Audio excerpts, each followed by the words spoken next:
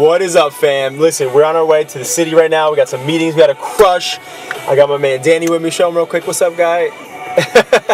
And we got Bree back there. Bree, well, you can see Bree. You see her. And pop your head in right here. What's up? So we're about to go get it in the city right now. But the one thing that I want to just connect with everybody on real quick is just like understanding that, like, when people say, like, if you don't have fun and you don't love, you know, what you do, then you're doing the wrong thing. Like, it's absolutely true. However, there are different variables that go to that saying, right? It's not just, okay, I love what I do. There's no stress. It's amazing. It's the best thing ever. I don't have any problems. No, that's the complete fucking opposite. There is a level of where you have to fucking fight to love what you do. Meaning, you have to go through the dirt. You have to go through all the bullshit first, which is like working for free, building your portfolio, building your name, building reputation. And that shit takes a long time to do. And then when you get that shit out of the way, and now you actually have a business, or you're pushing, you know, you're able to do your passion, then there's a whole other fucking side of it. And now it's maintaining, right? Now you built the clientele. Now you're doing, you know, your passion. I don't care if you're painting something or if you're an artist, like, then eventually you got to make money. And now you have to push out a lot of different art, or you have to do a lot of different things. No matter what, at the end of the day, I want everyone to understand one thing. Whatever you do, like, loving something is not just when it's convenient. You don't just love something because it's easy. If you love something because it's easy to do, then you're not challenging yourself enough. Hardships are a part of fucking success. Getting kicked in the nuts are part of success. It's a part of the game. And you can absolutely love what you do and go through pain. It's a part of it. It's an absolute part of being a business owner, being an artist, being an athlete, being this, being that.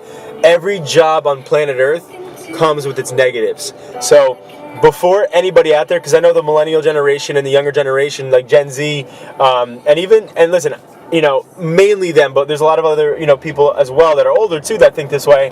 But we live in a world now where you see people you see their highlight reels. You see their success online, and you're like, well, I want to fucking be driving that, or I want to be, you know, having that house, or I want to have all these clients, and I want to do all this stuff. But you don't see what happens in the background of that. Like, the day that I got my Wall Street office, I literally celebrated for like 5 minutes when I first got the keys, and I was super excited. And then, you know what happened right after? I did a live video on Facebook. Directly after that live video on Facebook, I had 2 flyers I had to put out. I had 3 sales meetings I had to go to. After that, I had to take care of business in other areas. And so there's no rest for people who are fucking grinding. But that's a part of the game. So for everybody out there that thinks that, again, because I posted that live, went right back into work. It wasn't like I was like, oh, let's go pop champagne, let's go chill and relax and hang out now because we did it. Like, no, back to work, head down, fucking let's hustle. So everybody out there, yes, do what you love. Find something that you love to do. But that means finding something that you love to do, and we'll fight for it, and we'll fucking grind for it and get your nails dirty for it. That's in my mind how you know that you love what you're doing. And when you're on the right track, it's not going to be easy. But that's how you know you're on the right track. Because when you stop getting challenged and it gets easy, that's where you get complacent and you ain't on the right lane. So, love what you do, but fight for it.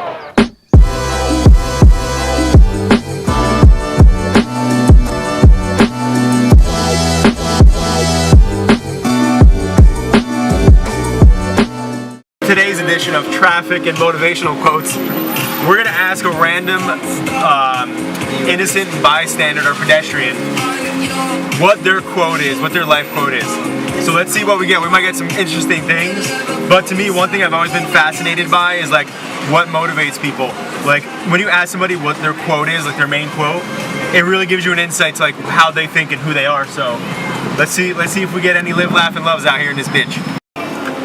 We're doing a little video show here about some motivation. Can I ask you a quick question? What's your name? Barry. Barry? It's my man Barry here. Yeah, What's a quote for you that you really love?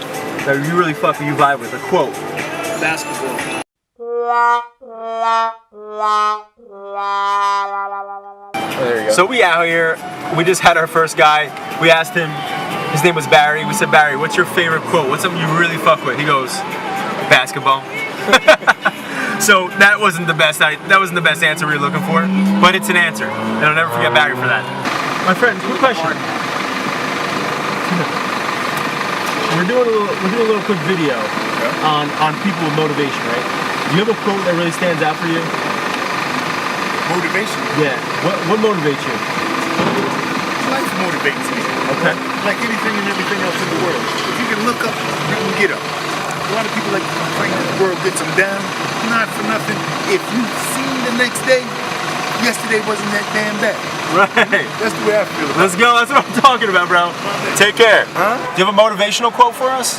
What you mean? Motivational, like a motivational quote. Like what's like a positive thing?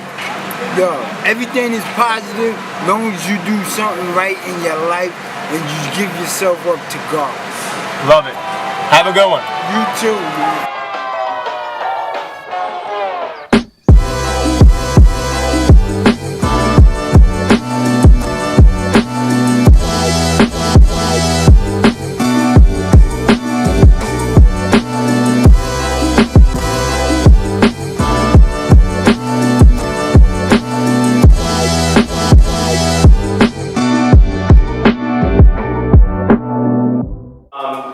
Just to start, so my name is John, I'm Chris's assistant.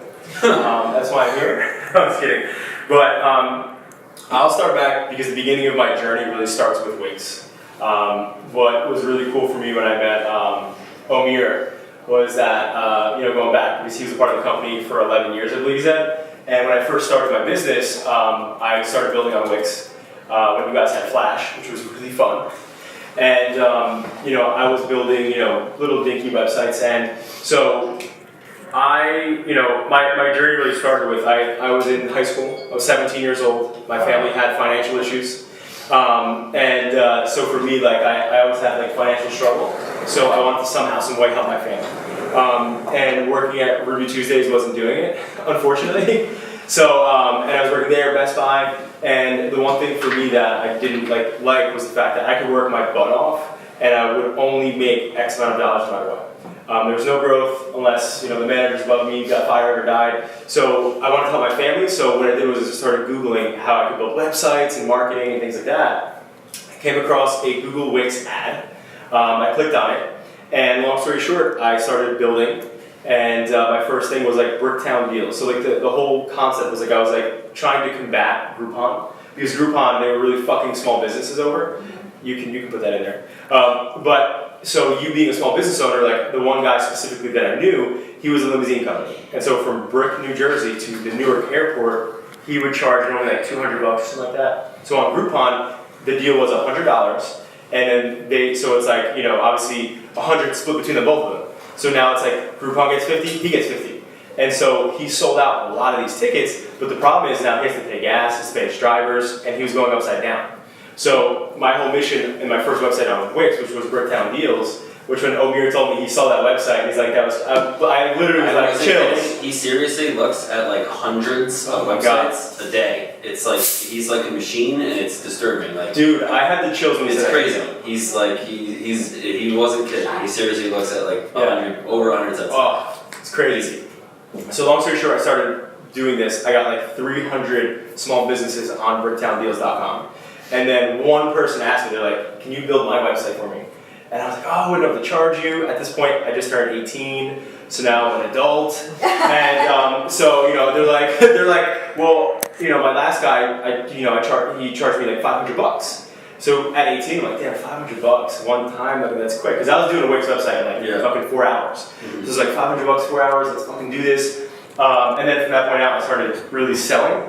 That's my natural capability, just selling and building connections with people. Wow. So fast forward, I started really going back 10 years ago. Google Ads, obviously, everyone knows that back then it was underutilized. It's so amazing. So with Google Ads, we really started to push, and so I started building websites, eventually hiring some people, and right now we have clients in 15 countries, and a majority of our websites are on Wix.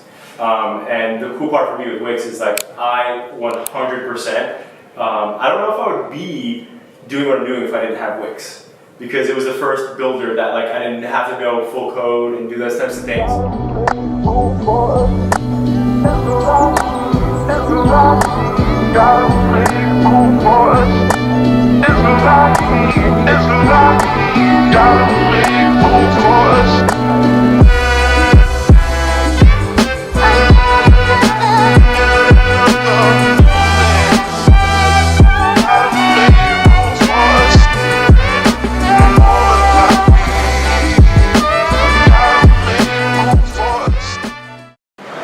just had the most productive meeting at Wix.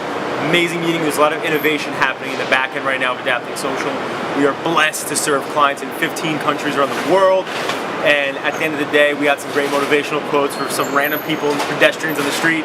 But at the end of the day, we're here to support small business and entrepreneurship.